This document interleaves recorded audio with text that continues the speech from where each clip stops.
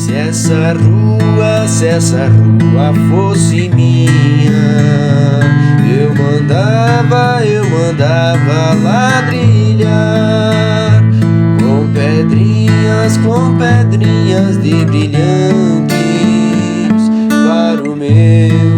para o meu amor passar.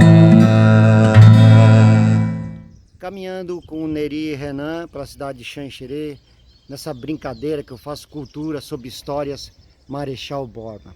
E aí, tudo bem com vocês? Tudo tranquilo? Tudo bem, estamos aqui numa das esquinas da rua Marechal Bormann. Ela principia aqui embaixo, né, aqui perto da padaria do Alemão ali, é isso, né? Isso. E segue até a Rua Ouro Preto. Na Ouro Preto, né? Termina lá, que é já lá no bairro Tonial. Mas quem foi este homem que tem o nome Marechal Bormann? Na verdade, ele chegou em Xanxerê em 14 de março de 1882 como Capitão José Bernardino Bormann. Simplesmente o fundador da vila de Xanxerê. A cidade deve ao Marechal Bormann não apenas o nome de uma rua, mas deve um museu da fundação. Bormann, um homem culto, um homem clássico, escreveu 10 livros na sua trajetória de vida.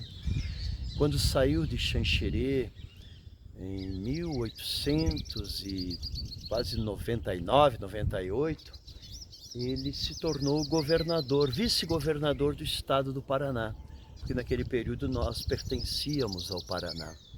Mas o Renan sabe mais algumas peculiaridades, tanto do Bormann quanto da sua esposa. Bormann era casado com Maria Benedita Câmara Bormann, que por acaso era sua própria sobrinha. E o Bormann e a sua esposa, eles eram um casal assim muito viajado pelas cortes europeias, então eles eram muito cultos. Inclusive a sua esposa e também o Bormann, mas principalmente ela, utilizava um outro nome para publicar os seus textos em jornais. Ela utilizava o codinome de Delma, se não me engano. E o jornais do Rio de Janeiro, né? Isso. E Bormann, ele foi o redator do primeiro jornal que se tem notícia em todo o oeste de Santa Catarina, chamado O Chapecó, impresso na vila de Xanxerê em 1892. Só um pouquinho. Nós encontramos agora para fazer um documentário chamado Um Passeio por Nossa Desconhecida História, que está no YouTube. Quem quiser saber toda a história de Xanxerê, está lá esse documentário, que é uma produção que foi dirigida aí pelo Renan. E acho que a história, a importância deste nome é incrível. E o Bormann, neste jornal, O Chapecó, editado na Vila de Xanxerê, nós encontramos por acaso o jornal num final de ano, 5, 6 anos atrás. A gente foi a Florianópolis e não tinha praia, estava chovendo. Nós fomos visitar o Museu Cruz de Souza e nos deparamos com uma cópia deste jornal impresso. E agora, para publicar, para produzir o documentário, o Renan encontrou todos os jornais impressos em 1892, com coisas incríveis de notícias, né, Renan? Bormann era muito preocupado, principalmente com a saúde, com o bem-estar de toda a população. Naquela época, Xanxerê, não só Xanxerê, mas o mundo todo, estava sofrendo uma epidemia da gripe influenza. E neste jornal, o Bormann constantemente colocava suas opiniões, e inclusive vários textos assim falando sobre o Rio Grande do Sul, porque o Rio Grande do Sul naquela época era uma terra de muitos conflitos, muitas guerras, revoluções, e Bormann sempre trazia essas informações para a população. Ele pedia sempre médico por causa da pandemia, que tinha uma pandemia na época que atingiu assim quase que metade da população. E não tinha hospitais, as pessoas estavam nas casas, nas camas lá, né? E aí a epidemia vai passando e pelo jornal ele vai convocando as crianças, os jovens e adultos a voltar para a escola. Parece, se a gente fechar os olhos, parece que isso está se repetindo tudo igual ao que se passou na época. E o jornal dele, o jornal dirigido, né, produzido por ele, era incrível.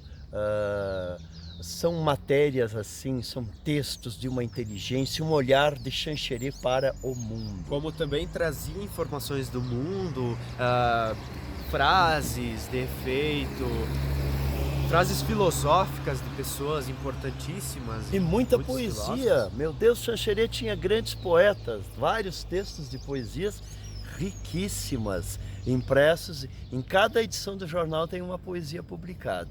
Tu vê, já se preocupava com a cultura, já se tinha uma noção de que a Xanxerê deveria ser, foi criada para ser uma cidade de exemplo, uma cidade modelo, e de certa forma esse destino que Borman imaginou para a vila de Xanxerê se concretizou em muitas coisas que Xanxerê tornou-se exemplo para o Brasil, Paulo. A exemplo, o respeito em andar na faixa, respeitar o pedestre na faixa de segurança. Se não me engano, depois de Brasília, a primeira cidade do Brasil a exigir esse tipo de comportamento foi Xanxerê. A questão das sacolas retornáveis nos mercados foi a primeira cidade a trazer esses projetos. Então, esta boa educação, essa perseverança, esse cuidado vem dos tempos do então capitão José Bernardino Borman. Infelizmente, esse legado de 138 anos de fundação da cidade de Xanxerê está praticamente perdido ou esquecido, porque ninguém sabe dessa história. Não, perdido e esquecido não, porque a gente está resgatando, né? certeza. O que faltou foi, assim, um pouco de dedicação por parte dos departamentos de cultura que regeram a cidade nestes anos todos. Esta falta de vontade, de empenho, de buscar, pesquisar aquilo que somos. E da própria administração, né? Porque sempre depende de um núcleo de pessoas e de coisas para fazer com que tudo... É tão fácil encontrar as respostas da história.